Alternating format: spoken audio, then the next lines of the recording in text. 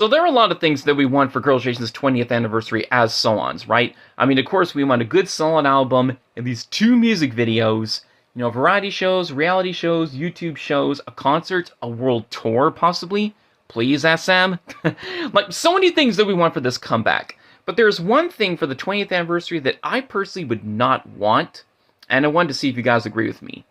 What I don't want for the 20th anniversary is another fan song as the lead single. Which, don't get me wrong, I love a good, you know, fan song. I mean, they did it for the last several anniversaries, their 9th, 10th, and 15th.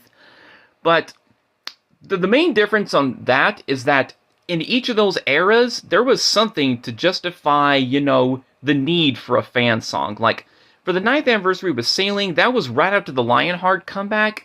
And there was a chance that, you know, that comeback would not be successful because, of course, you know, the member changes and all the controversies after that. But lo and behold, it became one of their biggest comebacks ever, and they released that song to say, like, thank you for being with us, even with those changes. Then Holiday came out a year after for their 10th anniversary, and that was the way to say thank you for being with us during the last decade, and made references to all their past eras in the video.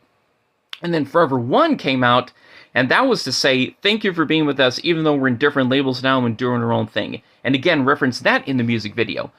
But for the 20th anniversary, there's really nothing new, unlike in all those past eras, to, you know, fully justify a thank you without it being, you know, repeating itself and just, you know, falling flat. So what do we want for the 20th anniversary? Well, what I personally want, bring back Girls' Generation Core. And you guys know what I'm talking about when I say that. You know, a solid sound that basically is different from all their other past eras, catchy choreography, catchy hooks, and a clear concept in the music video. Like something that they've done from their debut era all the way to Lionheart, and we haven't seen since then.